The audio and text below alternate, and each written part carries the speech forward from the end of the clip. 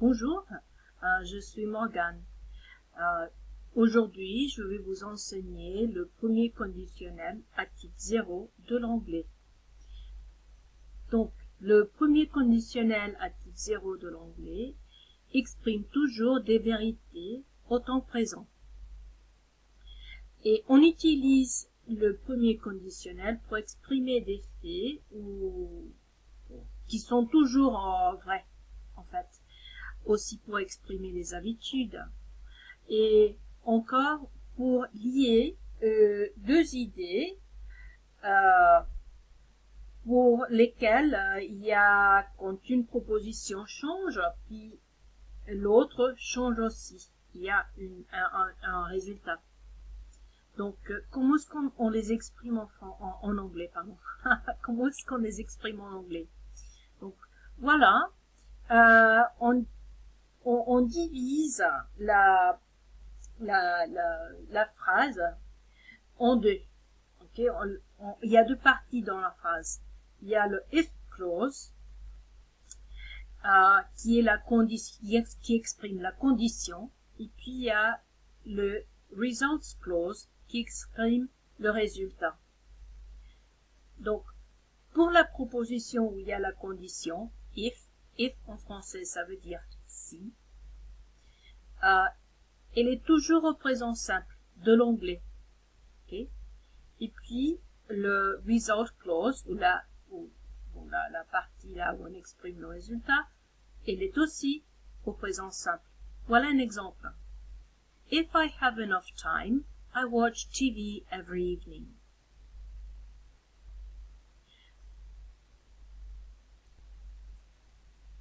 Voilà d'autres exemples.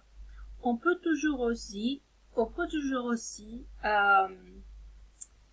est-ce qu'on dit en français? Je m'excuse, mais le français c'est ma deuxième, troisième, quatrième, quintième langue. En effet, je suis américaine. Le français n'est pas ma langue natale, donc je m'excuse. J'essaye de penser. Si on veut, par exemple, changer les propositions et puis mettre l'une d'abord l'autre, voilà deux exemples pour voir ce qui se passe au niveau de la phrase. Donc, voilà la première proposition. If I go to bed late, virgule, I always feel tired the next day. Regardez ce qui se passe quand on change. I always feel tired the next day. Il n'y a pas de virgule là. If I go to bed late. Voilà un autre exemple. If you overlook vegetables, excuse me, pardon. If you overcook vegetables, comma, they taste terrible. Vegetables taste terrible, no comma, if you overcook them. Bon, voilà la pratique. Donc, voilà trois phrases. Si vous voulez, vous pouvez pauser la vidéo, écrivez-vous vos réponses, et puis engagez le vidéo pour voir les réponses. Maintenant, je vais vous les donner. Okay. If you send someone an email, comma, on met la virgule là parce que il y a la proposition qui commence avec if, donc il faut mettre la virgule. It normally arrives in seconds. Voilà. Et puis n'oubliez pas de mettre le s au arrives parce que il faut faire la concordance avec le sujet qui précède. Donc voilà, c'est it. C'est la troisième personne du singulier, donc au présent simple, ça porte l'as, le verbe. Voilà la deuxième phrase. People are usually more productive. Pas de virgule là. « If they work in pleasant surroundings. People, c'est pluriel en anglais, c'est un pluriel irrégulier, donc ça porte le verbe dans la forme plurielle, are. La parole singulier de people est person. One person, two people. Voilà la phrase numéro 3. If the price of a product falls, et puis ensuite, virgule, puisque la proposition if est au début de la phrase, demand for it usually rises. Ok. Dans cette phrase-ci, on met less en false parce qu'il s'agit du prix. Le prix, c'est la troisième personne du singulier en anglais. Pourtant, dans le présent simple, on ajoute less. Et puis dans la deuxième proposition, demand for it usually rises. Demand, c'est la demande. Donc ça, c'est aussi la troisième personne du singulier. Pourtant, on ajoute less au verbe dans le present simple. Si vous aviez réussi à bien le faire, bien pour vous. Aussi, vous pouvez toujours faire des exemples à vous. Essayez de faire un exemple en utilisant la négation. Essayez. Mettez-le dans les comments. Ok?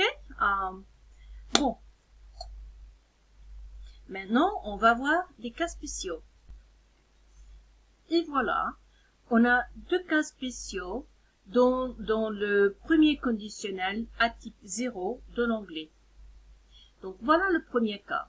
C'est quand on utilise l'impératif. L'impératif en anglais, on s'en sert pour donner des ordres ou pour donner des instructions à quelqu'un. Voilà deux exemples. If you hear from Susan today, tell her to ring me. Tell her. Ça veut dire, ça veut dire, voilà, c'est une instruction là. Ok? Get Mr. Duval to sign the contract if he comes. Get Mr. Duval to sign the contract. Voilà aussi, c'est une ordre ou c'est une instruction. Now, note très importante. L'impératif, on s'en sert seulement que dans la clause du résultat. Ok? Pas dans le if. C'est toujours dans le résultat. Donc si vous voyez bien là dans les exemples. So tell her to ring me. Get Mr. Duval to sign the contract. Ok? Si vous voulez savoir encore sur les impératifs et puis comment s'en sert d'eux, toujours, s'il vous plaît, écrivez-moi un message là dans les commentaires et puis moi je vais voir ce que vous voulez et puis j'en ferai d'autres vidéos. Ok? Le deuxième cas spécial, c'est le modals. Okay? Franchement, moi, je ne sais pas comment est-ce qu'on dit les modals en français. Je vais vous être très honnête. Mais c'est quelque chose qui donne beaucoup de mal aux têtes aux personnes qui apprennent l'anglais. Hein? Mais bien sûr, parce que les modals, en fait, il y a des personnes qui l'appellent des verbes, il y a des personnes qui l'appellent n'importe quoi, mais bon, en fait, à quoi servent les modals? Les modals, ce sont des petits mots qu'on ajoute devant un verbe en anglais, mais ce petit mot ne fait que donner des meanings. Comment est-ce qu'on dit meanings? Vous voyez, c'est pas, j'ai pas de script pour ça, hein, c'est en vif. Ça donne un significat, voilà. Donc, des modals, ça donne un significat il ajoute des significats au verbe en anglais. Ok? Il ne sert qu'à ça. Regardez aux exemples. If the traffic is bad, I may get home late. May, c'est un modal, et puis il modifie le verbe get. May indique une possibilité, donc il existe la possibilité de que j'arrive ou que j'arriverai en retard. Voilà le deuxième exemple. We can start production next month if we sign the contract today. C'est pareil. Can start. Can, c'est le modal. Et puis, il modifie le sens du verbe start. Donc, can indique la possibilité, une habilité. On a l'habilité de pouvoir faire quelque chose. Donc, on a l'habilité de, dans ce cas-là, de commencer la production. Maintenant, à la pratique. Okay. À nouveau, voilà trois phrases pour pratiquer. Vous pouvez toujours poser le vidéo, écrire vos réponses, et puis engager le vidéo pour voir les résultats. Ok? On y commence. Voilà la première phrase. If the meeting goes on after 4:30, you can cancel my appointment with Mr. Sachs. But if it has already finished by then, I may get back in time. If you manage to get a hold of Kevin,